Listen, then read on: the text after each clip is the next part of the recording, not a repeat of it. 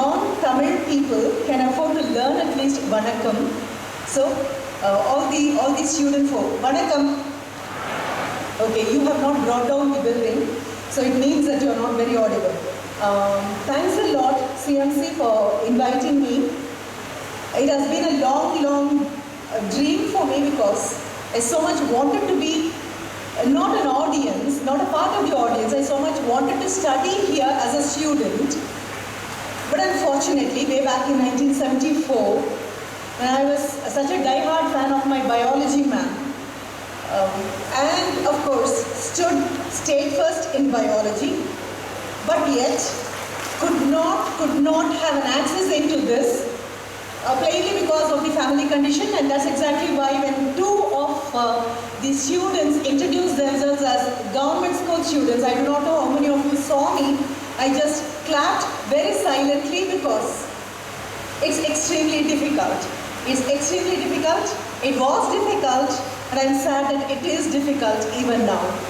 But nonetheless, congratulations for having come into Coimbatore Medical College. Before I leave, I have a very specific question which is very relevant in Coimbatore for the students who are now in the first year. Maybe if any one of you could answer the question, and I'm happy that we have Professor of Anesthesia also here, and I'm extremely happy about it. I think she should be down there. I'll come back to the question. But now, to start with, once again, congratulations. You are here because you wanted to be here, and the countdown has started.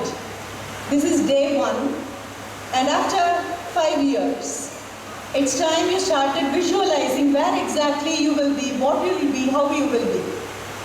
The countdown has started because there is nothing else for us to dream of. It's time for us to realize our dream, and that's exactly it is. I was listening to every one of you as you introduced yourself. I could hear somebody coming from Rajasthan, if I heard you right. Fine. Couple of people from Kanyakumari, couple of people from Nagarkoil. Lots of people from one specific school, which I did visit a year back. And lots of children from, of course, Coimbatore, in and around Coimbatore, Tamil Nadu. And a huge bunch from, of course, Kerala as far as Talisheri also. I did listen to you all. Maybe my ears were turning left, right and center, listening to every one of you introducing yourself. I was very worried about the English part of it also, because I wanted to know whether you are comfortable with English, and English is equally comfortable with you. That's exactly, we may feel very comfortable with English, but English may feel extremely uncomfortable with us. So you have to have your soft skills, you have to have your communicative skills. But before starting all these, as an outsider, as an ordinary person on the road, or as a teacher, as a human being, as sometimes a patient who visits doctors, the first question is, how many of us are familiar with the oath of Hippocrates? How many of us again and again get back to it? If that is the case, I think the complete oath is based on just 4 basic principles, which holds good for a doctor, which holds good for an engineer, which holds good for a teacher, which holds good for everybody else. It need not be the prerogative of a doctor alone. It holds good for every one of us. And the first one happens to be, you all may be familiar as students of medicine, anatomy. But Hippocrates does not make a mention of anatomy first. He talks about autonomy. If you just rearrange the spelling, autonomy can become anatomy. It's so strange that children who have to start it in the anatomy lab have to listen to somebody talking about autonomy on the first day. So what do you mean by autonomy? It's not just the doctor's free will. It's not just the doctor's knowledge. It's not just the doctor's sense, common sense.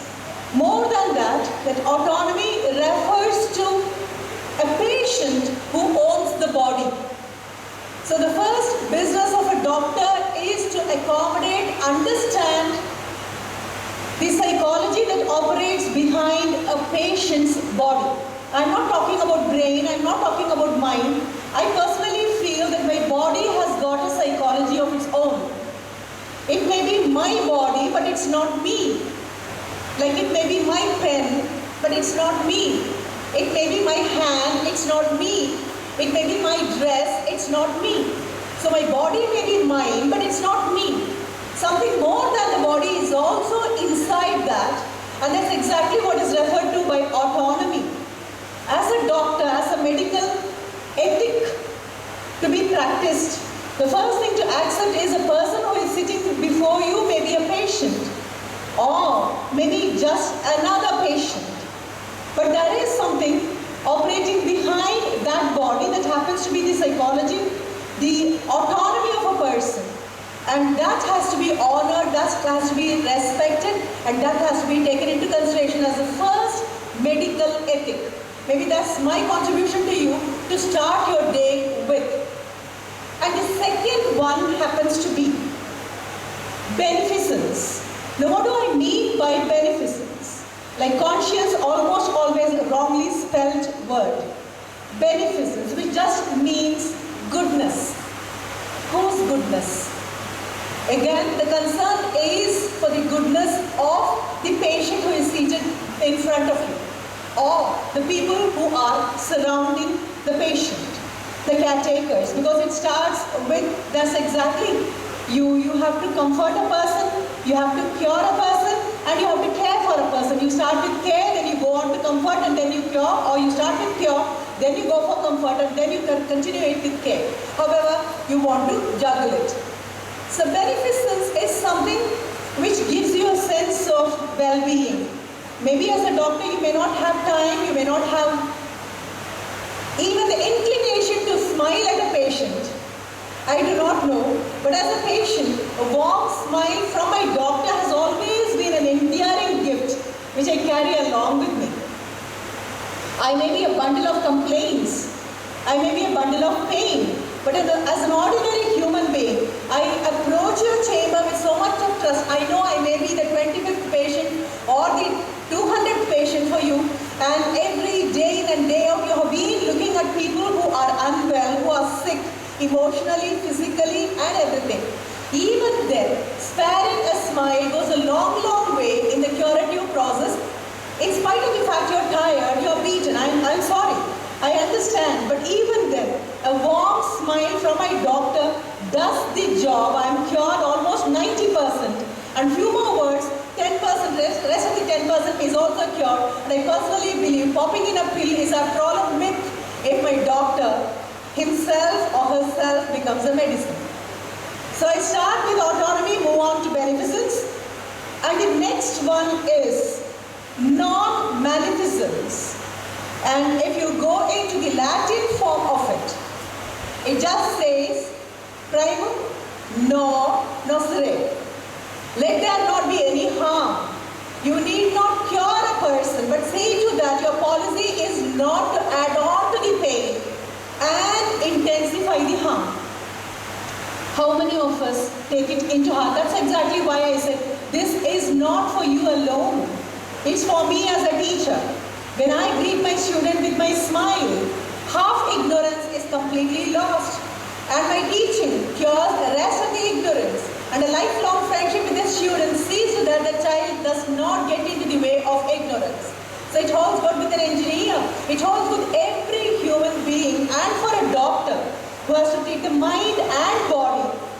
Non-maleficence becomes something very, very important. Let not there be any harm done in the way of treatment. Again, I am approaching the whole audience, the future doctors, as an ordinary person on the road. The last one, the fourth one, is justice. Maybe the reason for my clapping once again. When I understand that two students have come from government school, from higher secondary, we talk about social justice. We talk about economic justice. We talk about emotional justice. We talk about individual justice and social justice. What I can afford as a person who can buy a particular treatment may not be affordable to other people. It may not be affordable to ordinary person on the road. That's exactly why entering into a college run by the government is such a huge honor for me, even at least not as a student, but at least as a speaker. Because that exactly is democracy. What is affordable for only a very few becomes a matter of affordability for many. If you can take it along with you, social justice, then it becomes a matter of big honor. So a quick action replay of just these four. One is autonomy, where you are a free will, independent person with common sense. You will convince but never force your patient to take up something. You talk about the beneficence, the goodness that will happen to the patient. And non-maleficence, certainly not when your conscience will be asking you a question, especially when it comes to questions of euthanasia, whether it could be administered or not. It is legally not accepted, but even to administer it on an animal which trusts you so much, though we say we relieve it of a pain, we do not know how correct it is. So there is no emotional justice, and the fourth one happens to be justice. These are the four mighty pillars which you will take along with you as you carry on. I'm just dividing my talk into three components. And the second one is your communication skills. It need not be in English. It can be in your mother tongue, it can be in other tongue. The only thing is I was listening to most of you as you were introducing. Just few of you said, "Good morning, everyone." And I just waited very eagerly for the school from which that particular student has come. Because this goes with schooling, it goes with your grooming. Some of you I know were extremely nervous. Even I am nervous because the temperature there is different from the temperature here. And courage is not the absence of fear, courage is controlled fear. Thanks a lot for the podium, or else people can shake. See people shaking here, right? But coming back again, when you were introducing yourself, I was listening to the school from where you came, how you greeted the audience, how your voice was, how comfortable you were with your voice, you were with the mic, and you were with the people who were looking at you and who were not looking at you, right? How comfortable you were. And as I was thinking of it, I thought I had to make a mention about your communicative skills. It's just not your verbal communication. It is your non-verbal communication also. As a teacher, I listen more with my eyes. Please take care of my words. I don't listen with my ears. I said I listen more with my eyes, less with my ears, because the body language of my students would speak volumes about their comfort and discomfort. It would speak volumes about their preparedness in my class and their total unpreparedness for any class. Their physical presence would always tell me, their body language will always tell me, the eye contact will always tell me, the even, free, easy breath will always tell me, they are fidgeting with their button or with their fingers would always tell me whether they are nervous or comfortable in my class. So if a teacher has to listen to the body language of the students, it becomes mandatory for a doctor also to listen, not with a stethoscope, but with your eyes to the heartbeat. You need not use a stethoscope or feel the pulse of a person, but just a mere glance at the person will make you understand how uncomfortable the patient is, and it becomes your prerogative. As I said earlier, the autonomy has to be respected. Now the communicative skills improves when you stay closer to literature. And thanks a lot to Dr. Geetanjali, who was telling me that she wanted to join literature, and her father told her, if ever you go near literature, you would never come back to medicine. Right? Maybe that's very, very true. People who wanted to take medicine, I landed with literature. They are so closely related to each other because both talk about human psyche. And she moved away from literature so that she can be here as a faculty. I would like to make a mention, I do not know whether your library is equipped with literary books. And I do not know whether you have time to spare, because all of us say you don't have time, but don't worry, we all have 24 hours. Mother Teresa had 24 hours, Mahatma Gandhi had 24 hours, right? It's how exactly do you make use of it, or how exactly do you misuse it or abuse it? Now I'd like to make a mention of a couple of people who were doctors themselves and also were writers. If you are a person who is interested in detective fiction, you can talk about Arthur Conan Doyle, who was the creator of Sherlock Holmes.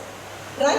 Because he was a doctor, he was able to understand, observe the body language. When other people just look at a person, a doctor observes a person. These two are totally different.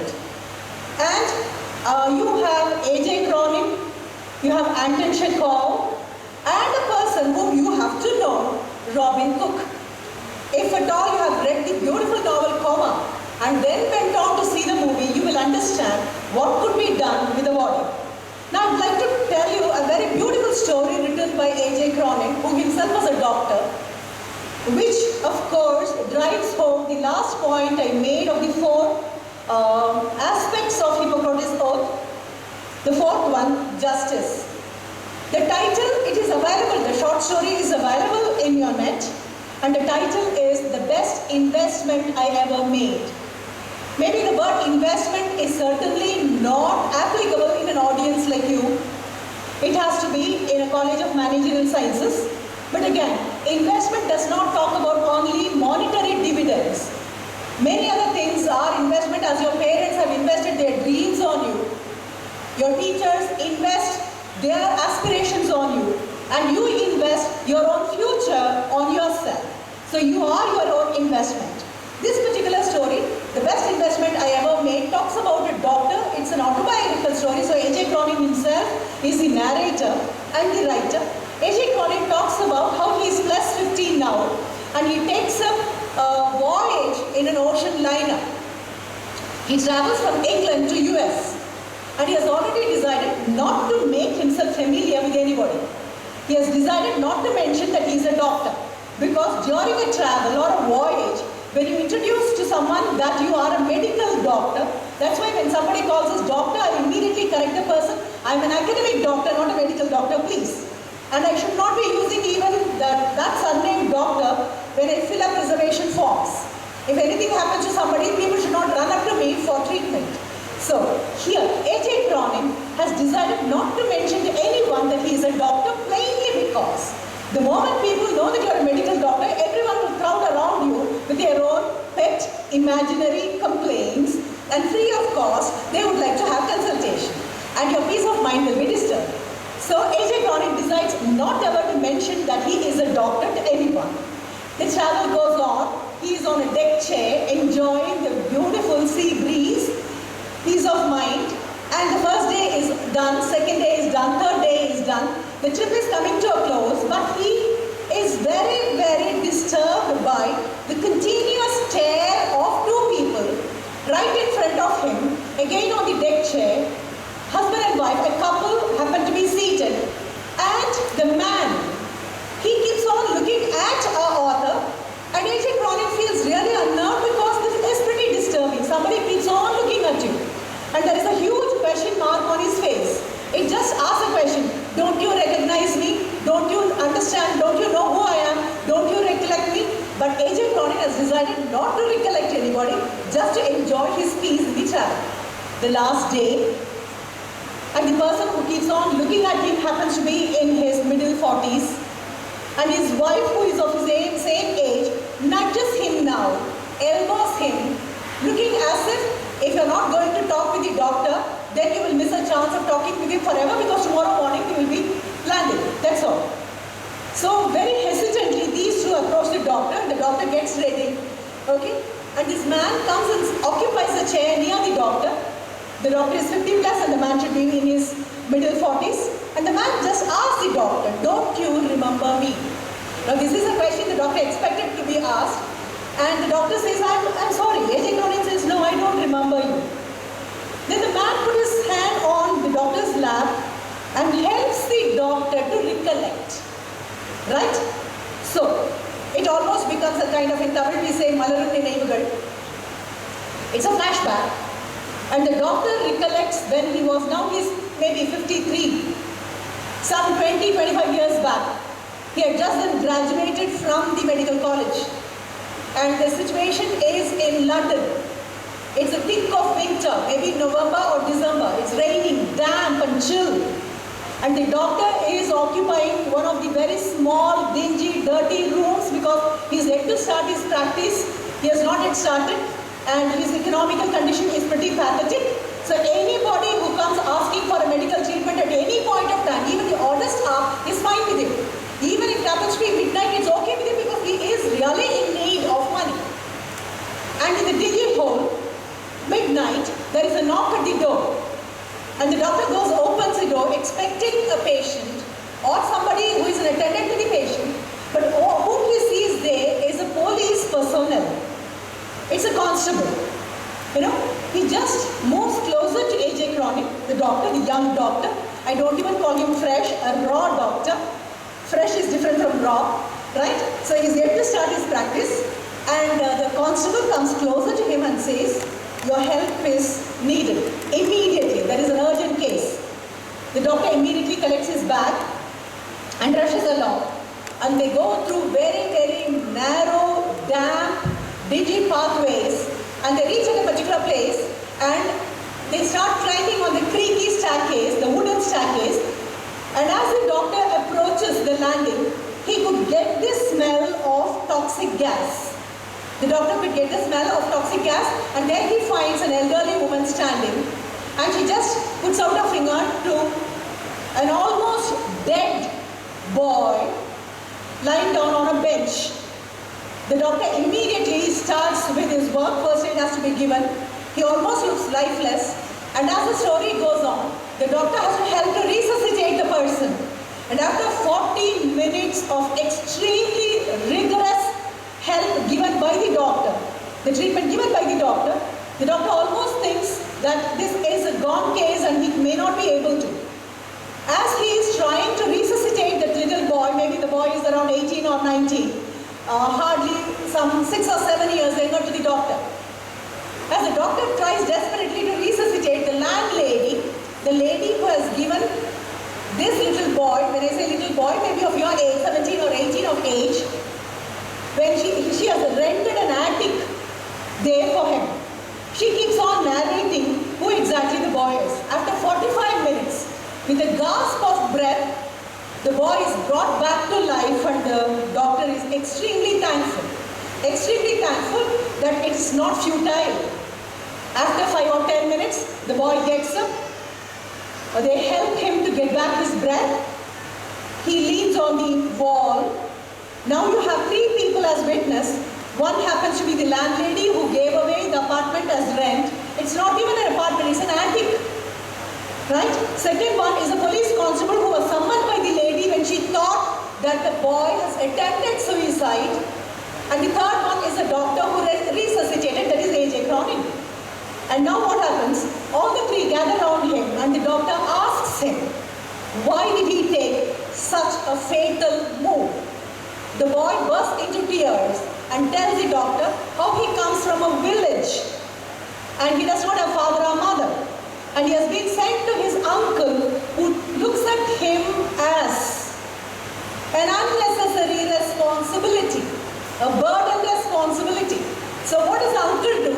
The uncle sends him to a solicitor, a lawyer, so that the boy can start practicing there and in future, maybe after 5 or 6 years, he can start living on his own. The boy goes there, and we all know when you move from village to town, something happens. Maybe this is yet another precaution as a teacher telling you, be very, very careful of what exactly you are doing, where you will be. That's why I asked you the question, after 5 years, where will you be, what will you be, how will you be, and why will you be there? Right? This particular boy, he falls into the hands of unwanted friendship, within quotation, bad company, and starts betting on horses. He starts betting on horses, thinking that that would fetch him easy money. He has lost what little money he had, and what does he do? He steals away, he takes away some amount from the office of his boss. You know how much he has taken? He has just taken 7 pounds and 10 shillings, thinking that he can again invest on the horse race, and once he wins, he can always replace it.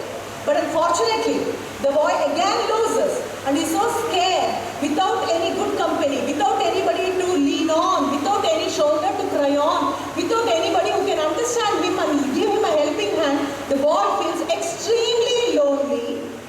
And what does he do?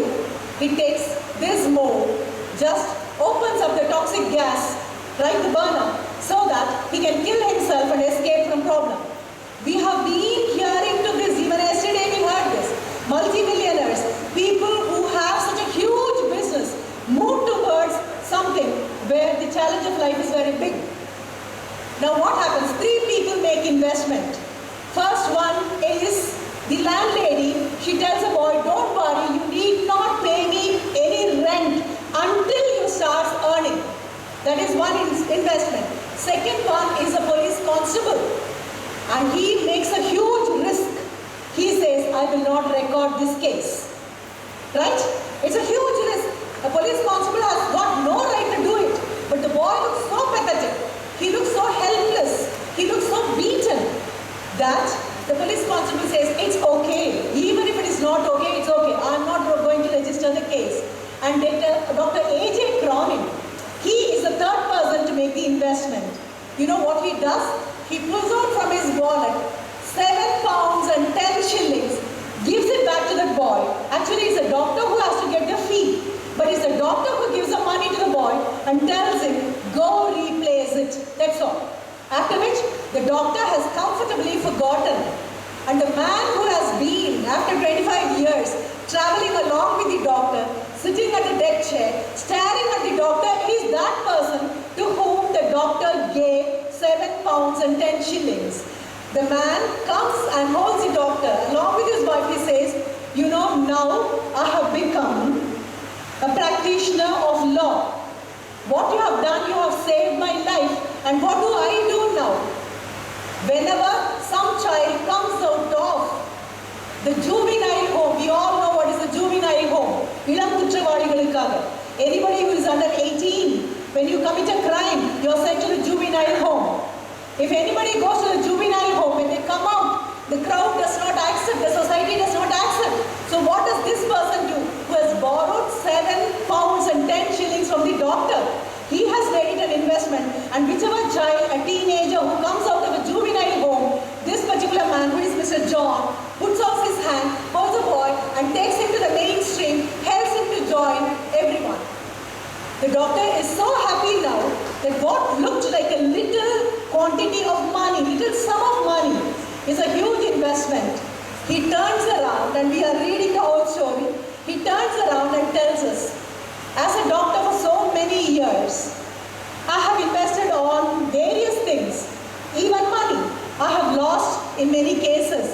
I have gained in very few cases. But I do not know that little money which I invested on an individual some 25 years back has come back with a huge dividend, where the man who has been saved is saving the life of hundreds and hundreds of youngsters who just go away from the right path. Now I am bringing it back to you. You will have to make an investment at some point of life in your life. Somewhere, a village child, a little boy or a girl or somebody who has completely lost the way, fallen from grace, does not have any friend, does not have anybody to support. That boy may come to you as a patient, or you may be asked to treat on that child. Please be as merciful as possible, because you may be saving somebody who may become the savior of the society at some point of time. So let there be some kind of the best investment like A.J. Cronin in your life also. That is part 2 of my talk. Coming to the last part of my talk. When they gave me a bouquet, I just told the girl who collected the to-be doctor who collected the bouquet from me, I just told her, I have got a question. I'll be asking all these young to-be doctors who are seated now. If anybody gives me an answer, I may ask for my bouquet back so that I can greet the person. Welcome to CMC. But I do not know whether you'll be in a position to answer. And if any doctor parent is seated here, please do not help your ward with the answer. Right? Way back in 2005, I had to undergo hysterectomy. And it was done in one of the most reputed hospitals in Coimbatore. The gynec part was done by a person, and the laparoscopy part was done by a very leading surgeon, a renowned surgeon in South Asia for laparoscopy. Right? So before, I was getting ready, I was made ready, rather, that's correct. I was made ready, and I was feeling extremely embarrassed, very, very embarrassed when people were trying to help me. As I told you, the body is mine, but it's not me, but a bit of it is also me. So you can't do anything about it. So getting ready for a surgery can be a tricky affair.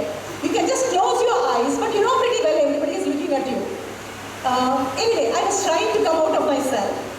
At that moment, a staff nurse, a young girl, maybe in her middle 20s, maybe a student also, I do not know.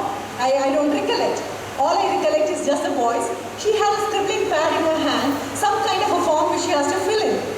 She came and asked me, "Ma'am, நீங்க என்ன ஜாதி?" Right? She asked me what my community is. I just asked her, what has it got to do with my hysterectomy?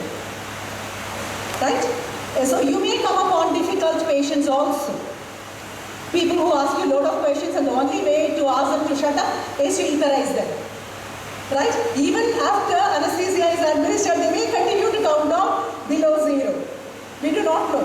The only thing is you have to take a hammer and knock them out. Now, I asked her, what's the big deal? Why should I tell my jati? Why should I tell my community? She did not have an answer. I said, go back to the doctor and get an answer for the question. And I still remember, it was Dr. V.P. Shanmugasundaram who came to me smilingly and said, so you have a question to be answered. I said, yes, of course. I have to take a hysterectomy, and here comes a staff nurse asking me, "Unga jati enna?" And I asked her, come on, I need a reason for it, because these two look absolutely unrelated. Then the doctor, very patiently, he pulled a stool, sat near me, and explained why the particular question has to be asked. I do not know. It is very relevant to Coimbatore. That's exactly why I bring it here in CMC. Every surgeon has to ask this question. Or the doctor who is interested with administering anesthesia has to ask this question. And he told me the whole answer. And he also said, there are two specific communities throughout the world. One particular community is in India. That community is very much in Tamil Nadu and thickly populated in Coimbatore also. These two community people will have to be asked, because until you administer anesthesia, you will never know the problem. After which he gave me an answer. I just would like to ask the student doctor candidates here. Is there anybody who can give me an answer? Why should the doctor ask me this? You can make a wild guess. Invariably, all the questions are straight, answers are wild guesses. Anybody? Right? Okay, if there is an answer, may I invite you? If there is an answer from the students here, may I invite a person to the stage? Somebody was about to put up the hand. Did you put out your hand or you just adjusted your hair? I do not know. When you ask the person, immediately the person says no. Is there anybody? All I can do is wish you good luck. There is a beautiful article in the Journal of Medicine, January 2017. It's an article published by a professor of pharmacology from Bangalore. He has written a long article, maybe throwing the blame on you. I read the article once again today morning and made a note of it also. Is there anybody? Maybe there was no question about it in NEAT. So it was very neat. NEAT. Okay. It's unfortunate. May I ask somebody else, one of the doctors, to give an answer?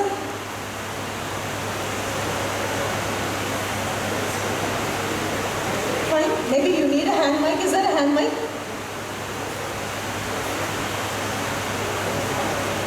Maybe the first session itself starts with a question.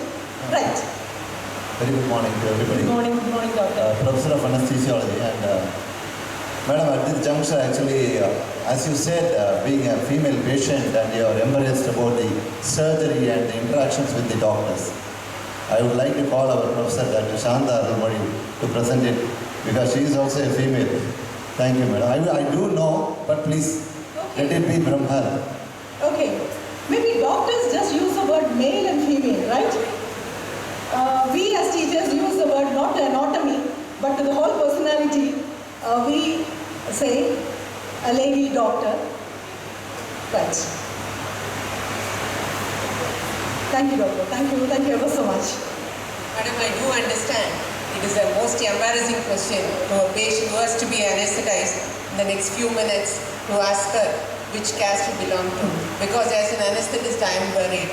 Because a particular drug, a muscle relaxant, which is not supposed to be used in a particular set of community because they don't metabolize the drug, their action will be prolonged. You need to ventilate the patient for a long time and it takes a longer time for recovery also. You need to give more blood transfusions. As you go into the pharmacology department, you will understand it better. Okay? Sometimes you slip into apnea, or sometimes it may be death also. Prolonged apnea. The first thing is your respiratory muscles do not get back to position. And may I read out the answer for you? Okay, I have brought. It's scoline. Scoline is a common name. Scoline, madam. Yes, it's hexametonium. Okay, thank you for correcting my pronunciation. Scoline. It can be deficient or absent. Two communities have it.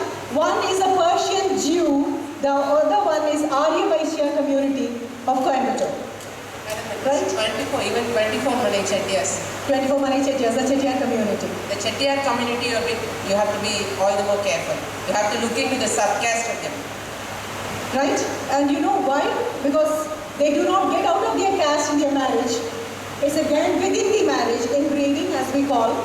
And now, madam, especially, sorry for interruption. Thank you. Now, with lot of intercaste marriages going on, it is better to inquire deep into their this thing because you'll be caught unaware doing your procedure of anesthesia. So, better be careful when you choose anesthesia as your specialty later on. Don't feel bad in asking about the caste and religion of the patient. There's nothing wrong. You go into the depth of it before anesthetizing them. Maybe in your preoperative checkup itself, you can make an inquiry and make a note of it. It will be more useful. Right? So may I have the bouquet, please? The bouquet which I asked for, ma'am, one second. I have to thank you. Thank you for coming to the rescue. So we all start with that. We would like to have a community without caste, without religion, without everything. But as a doctor, you may have to necessarily ask for it. And I thought all the lecture sessions may start with this huge one.